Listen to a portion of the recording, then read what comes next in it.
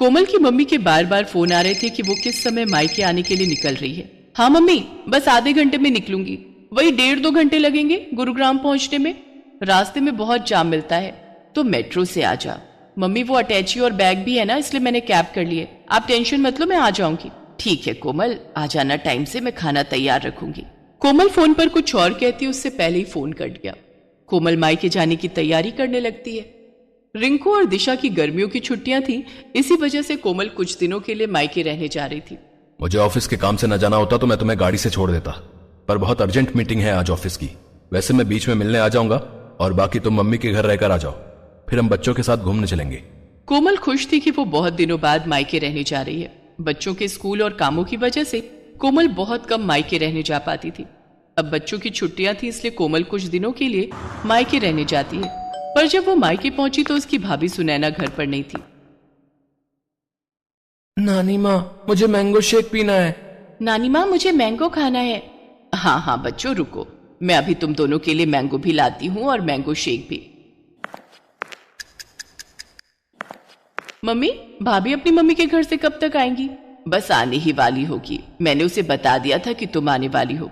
अभी कोमल पूरी बात भी नहीं कर पाई थी कि सुनैना अपने 2 बच्चों चारू और दीपू के साथ आ जाती है। अरे माँ जी, फ्रिज के सारे आम काटकर अपनी बेटी को ही खिला दिए या फिर 1-2 छोड़े भी हैं? कैसी हो कोमल? नमस्ते भाभी, मैं ठीक हूँ। वो बच्चे मैंगो की जिद। हाँ हाँ, आम का सीजन है और बच्चे अपने मामा के घर आए तो आम तो खाएंगे ही ना। ये देखो, मम्मी ने पके हुए बढ़िया दशहरी आम खाने को दिए, पूरे 5 किलो हैं। अब देख लो, पिछली गली में मेरा घर है, फिर भी मम्मी पापा मुझे सामान देते ही रहते हैं। मैं भी कुछ ना कुछ ले जाती रहती हूँ, कभी खाली हाथ नहीं जाती। सुने ना, कोमल भी आम और लीची लेकर आई है, फ्रिज में रख दिए हैं। अच्छा किया, वैसे भी अब कुछ दिन यहाँ रुकोगे तो बच्चे तो कुछ ना कुछ खाने को मांगते ही रहते हैं। अच्छा, मैं ये आम फ्रिज में लगा कर आती हूँ। सुनैना रसोई में चली जाती है, पर कोमल उस समय गुस्से में थी। मम्मी, यही वजह है कि मैं यहाँ ना पसंद नहीं करती हूँ। मेरा तो मन ही नहीं था कि मैं इस बार छुट्टियों में मायके आऊँ। सुधीर तो बोल भी रहे थे कि कहीं घूमने चलते हैं। मैंने ही उन्हें मना कर दिया कि नहीं, पहले मैं कुछ दिन मम्मी के घर जाकर आऊंगी, इसके बाद घूमने जाएंगे। बहुत बड़ी गलती कर दी जो मैं यहाँ आ गई। अगर भाभी का यही रवैया रहा ना तो मैं फिर कभी नहीं आऊंगी मायके। अरे सुनैना की बातों पर ध्यान मत दिया कर, वो ऐसी ही है। उसे समझ नहीं है कि कब क्या बोलना चाहिए। और ये घर मेरा है, तेरी माँ का है। अभी क्योंकि मैं जिंदा हूँ इसलिए तू अपनी माँ के घर आई है, आराम से रह। आज तेरे पापा जिंदा होते तो तेरे आने पर पल के बिछा देते। कोमल देखती है उसकी माँ की आंखों में आंसू आ जाते हैं, इसलिए कोमल उस समय चुप हो जाती है और बात को बदल देती।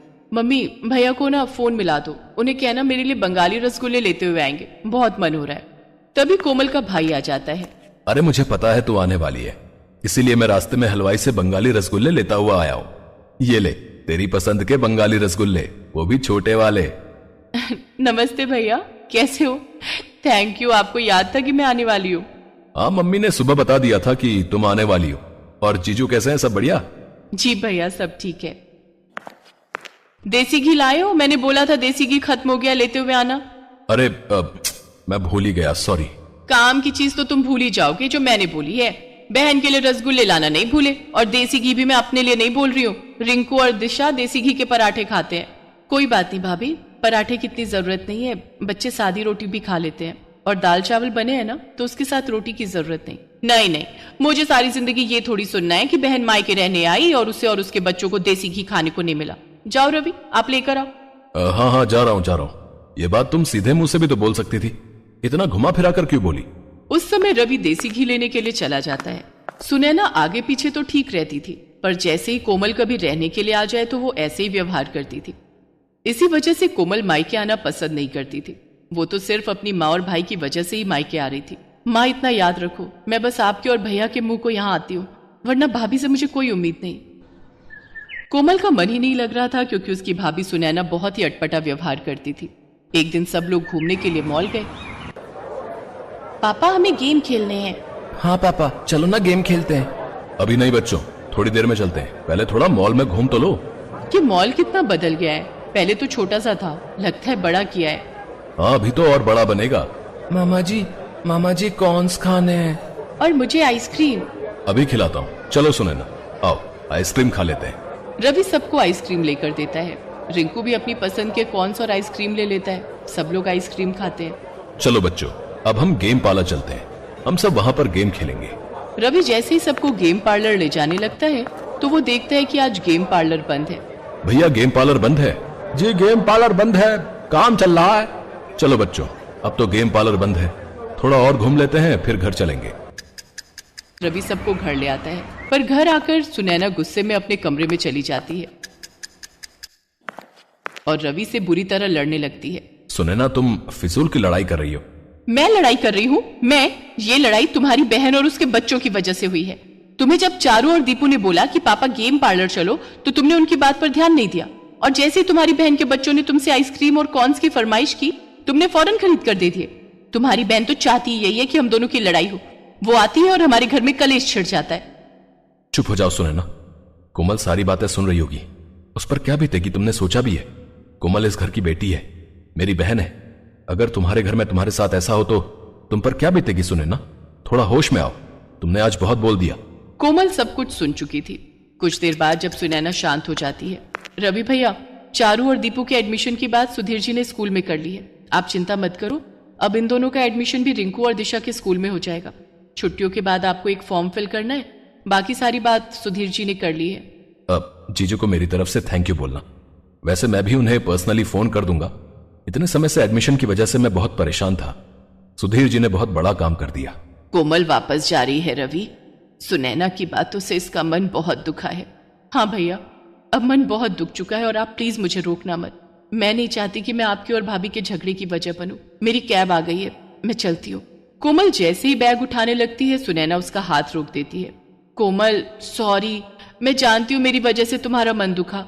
तुम हमारे लिए इतना सोचती हो और मैंने तुम्हें कितना कुछ गलत बोल दिया। ऐसे अचानक मत जाओ, सुधीर जी गलत सोचेंगे। कुछ दिन और रुक कर जाना। बच्चे बहुत मन से अपने मामा मामी के घर आए हैं, मैं ऐसे नहीं जाने दूंगी। मैं जानती हूँ मैंने गुस्से में बहुत गलत बोल दिया, पर मैं ये भी जानती हूँ कि तुम मुझे माफ कर दोगी। भाभी प्लीज आप मेरे से सॉरी मत बोलो, आप मुझसे बड़े हो। सारे गिले शिकवे दूर हो जाते हैं और मन की कड़वाहट खत्म हो जाती है। सुनैना और कोमल एक दूसरे के गले लग जाती हैं। सब कुछ ठीक हो जाता है। रिश्ते फिर से सुलझ जाते हैं। सुनैना ने अपनी गलती मानी और उसे एहसास हुआ कि जैसे वो अपने घर की बेटी है वैसे ही कोमल इस घर की बेटी है, और अगर उसके साथ ऐसा होता तो उसे कितना दुख पहुंचता। इसलिए सुनैना ने अपने व्यवहार को बदला और रिश्तों में आने वाली दूरियां खत्म हो गई।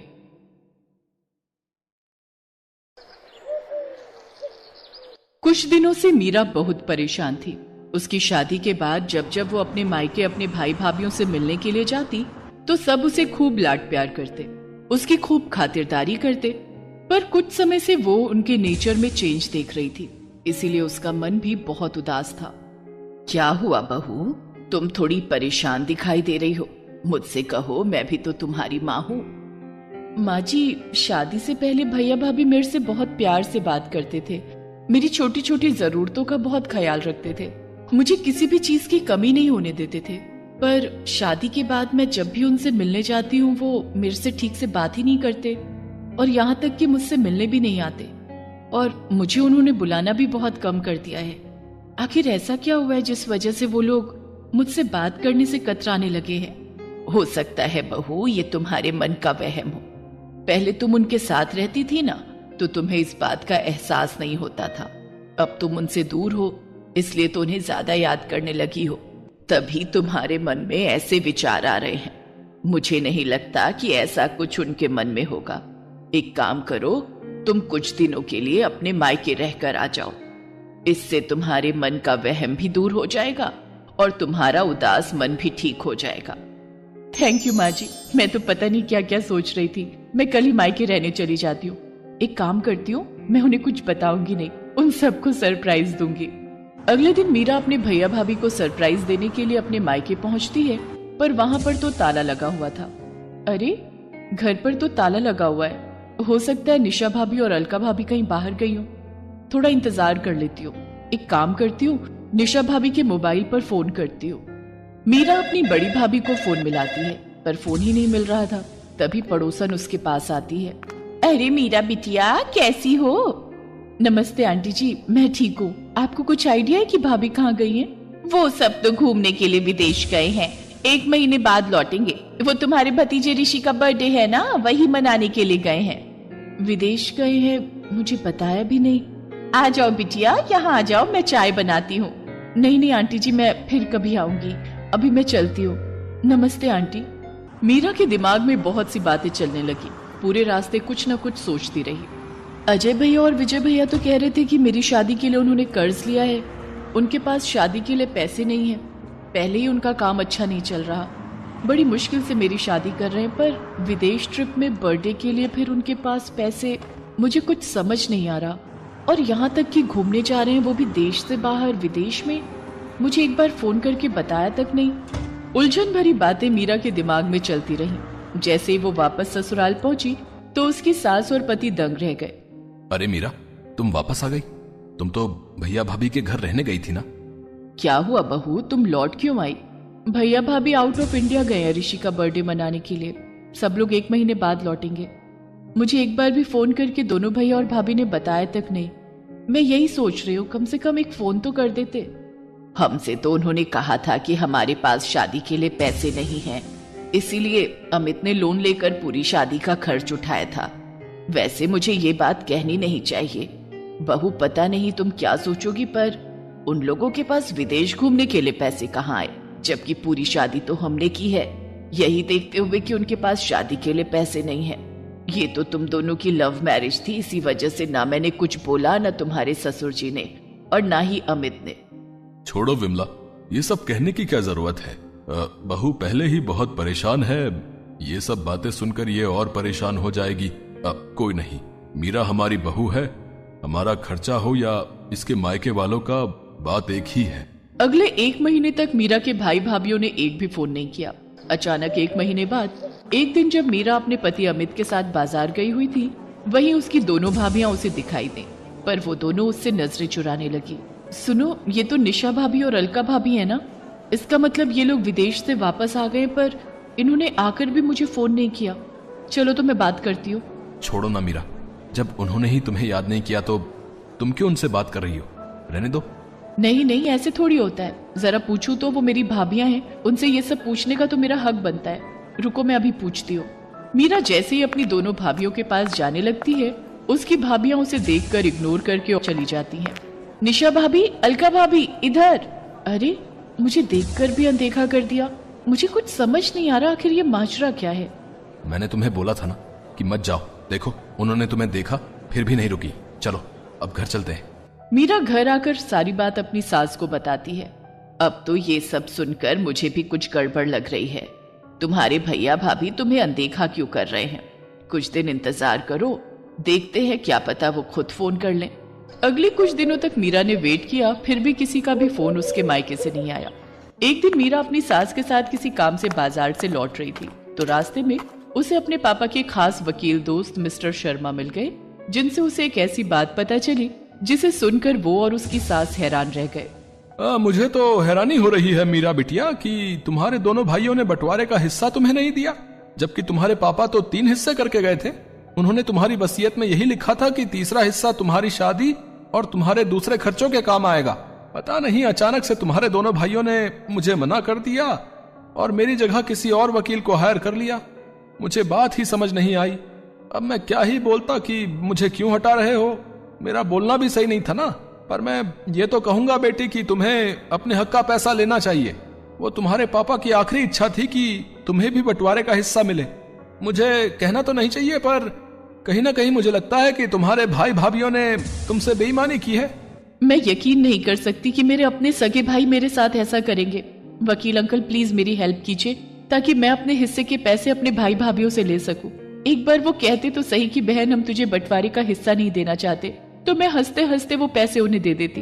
अरे मैं तो उनकी सगी बहन हूँ, वो मुझसे जान भी मांगते तो मैं दे देती, पर उन्होंने मुझसे इस तरह झूठ और बेईमानी के सहारे बर्ताव किया है, वो माफी के लायक ही नहीं है। प्लीज अंकल, मुझे किसी भी तरह अपने भाइयों से अपना हिस्सा लेना है। ठीक है, मैं तुम्हारी मदद जरूर करूंगा बेटी। है मीरा, तुमने बिल्कुल सही फैसला लिया है।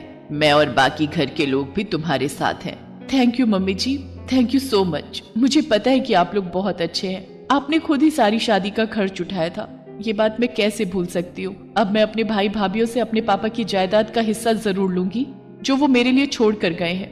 वकील मिस्टर शर्मा की हेल्प से मीरा को अपने पिता की जायदाद में से तीसरा हिस्सा मिल जाता है जो वो उसके नाम करके गए थे।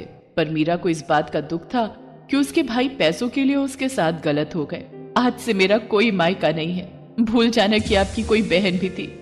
ऐसा मत कह मीरा, हमसे गलती हो गई। हाँ मीरा, पैसों के लालच में हम अंधे हो गए थे। नहीं भैया, अब बहुत देर हो चुकी है। प्लीज अब आप मुझसे कभी भी कोई वास्ता मत रखना। थैंक यू शर्मा अंकल, आपने मेरी बहुत हेल्प की। मीरा की आंखों में आंसू थे। उसने हमेशा के लिए अपने भाइयों से मुंह मोड़ लिया। शायद उसके भाई भाभीियों के लिए यही सबसे बड़ी सजा थी।